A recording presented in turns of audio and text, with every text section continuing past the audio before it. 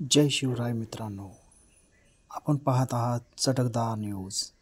तर आज आपण जाणणार आहोत की देशातील सगळ्यात जास्त मानधन घेणारा अभिनेता कोण आहे।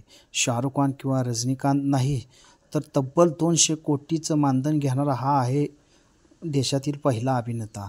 तर हे जाणून घेण्यासाठी आपल्या चॅनलला लाईक करा आणि फॉलो करा। तर मित्रांनो, बॉलिवूड सेलिब्रिटी असोत किंवा साऊथचे स्टार्स, प्रत्येकजण आपल्या सिनेमासाठी प्रचंड मानधन घेतात। पण तुम्हाला माहिती आहे का की देशातील कोणत्या अभिनेत्याने आपल्या चित्रपटासाठी 200 कोटी रुपये शुल्क आकारला आहे? विशेष म्हणजे यामध्ये शाहरुख खान किंवा रजनीकांत नाव नाही, यामध्ये कोणाचा समावेश नाही आहे याची सविस्तर माहिती जाणून घेऊया। हा दुसरा तिसरा कोणी नसून साऊथचा सुपरस्टार थलपती विजय आहे। गेल्या काही वर्षात अनेक सुपरहिट चित्रपट देऊन प्रेक्षकांच्या हृदयात विशेष स्थान निर्माण केले आहे। त्याचा आगामी चित्रपट the greatest of all time या वर्षातील बहुप्रदर्शित चित्रपटापैकी एक आहे। हा चित्रपट 5 सप्टेंबर रोजी जगभरात प्रसिद्ध झाला।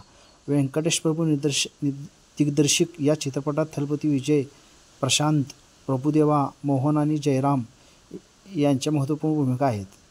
AIRच्या मदतीने विजयकांतही कॅमिओमध्ये दिसणार आहे। या चित्रपटाची अधिकृत घोषणा मे 2023 मध्ये थलपती 68 या तात्पुरत्या शिखरासाठी करण्यात आली होती।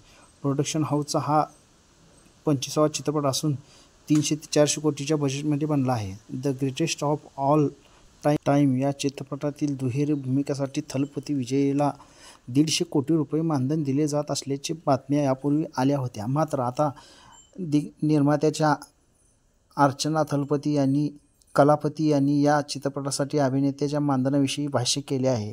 एका मुलाखतीत चित्रपट निर्मात्या अर्चना कलापती यांनी खुलासा केला आहे की थलपती विजयला the greatest of all time साठी 200 कोटी रुपये मानधन मिळाले आहे।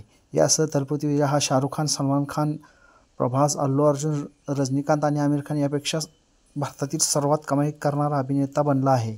निर्मात्या अर्चना कलापती यांनी त्यांना इतकं मानधन का दिलं याबाबतही खुलासा केला आहे। त्यांनी म्हटलं की अभिनेत्याच्या मागील चित्रपटाच्या बॉक्स ऑफिसवरील कामगिरीचा विचार करून एवढं मानधन देण्याचा निर्णय घेतला आहे।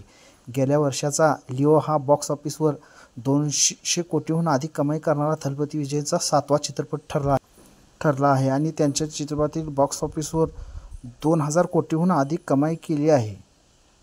म्हणून थलपती विजय यांना एवढं मानधन दिले आहे अशी कलापती यांनी न्यूज रिपोर्टरशी बोलताना सांगितले आहे।